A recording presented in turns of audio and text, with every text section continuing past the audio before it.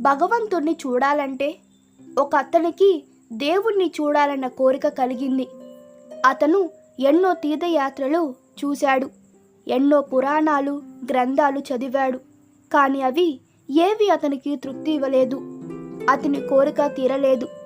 భగవంతుని వెతుకుతూ అతను ఒక చోట నుండి మరొక చోటకి తన ప్రయాణం సాగిస్తూనే ఉన్నాడు. ఒక చలికాలం సాయంత్రం వేళ అతను ఒక ముసలవ్వ పొయ్యిలో కర్రలు కదుపుతూ ఉండడం చూశాడు. అస్తమాను ఆ బొగ్గుల పైన బూడిద కప్పివేస్తున్నది.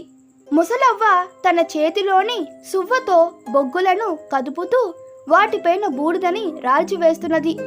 ఆమెల సువ్వతో కట్టెలను కదుపుతూ వాటిపైన బూడిదను నెట్టివేస్తుండడం అతను శ్రద్ధగా గమనించాడు.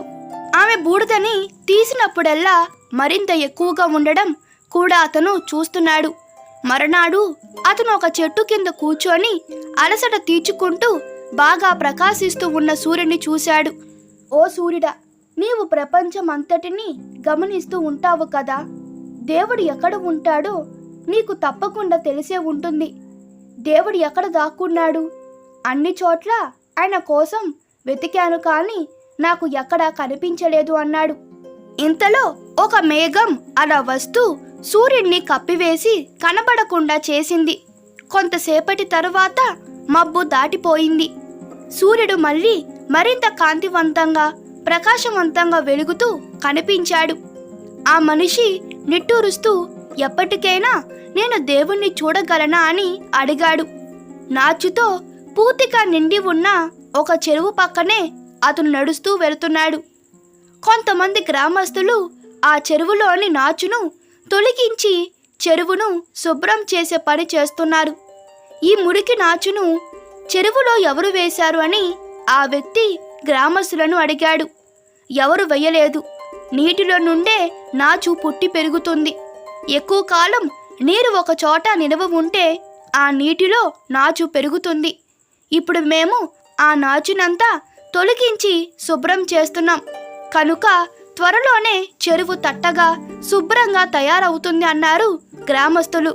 ఆ మనిషి ఇదంతా తలుచుకొని ఆలోచించసాగాడు. నాచు నీటిలో నుండి వస్తుంది, కానీ అది ఎంత దట్టంగా పెరిగి నీటిని కప్పివేసిందంటే అదంతా తొలగిస్తే గాని నీరు శుభ్రపడి పైకి కనిపించలేదు. అలాగే సూర్యుని వేడి వలన ఏర్పడే మేఘాలు ఆ సూర్యున్నే కప్పివేసి సూర్యప్రకాశాన్ని బయటకు కనిపించకుండా చేస్తున్నాయి. గట్టిగా గాలి వీచి మేఘాలు చెదిరిపోయినప్పుడు మళ్ళీ సూర్యుడు మనకి కనిపిస్తున్నాడు. అదేవిధంగా నిప్పు నుండే బూడిద ఏర్పడుతున్నది, కానీ ఆ బూడిద నిప్పును కప్పివేసి ఇంచుమించు ఆవిరయ్యేలా చేస్తున్నది.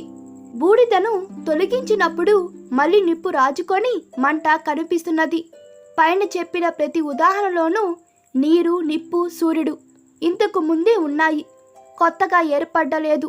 కానీ అవి కనబడాలంటే మనం కూడా కొంత ప్రయత్నం చేయవలసి ఉంటుంది.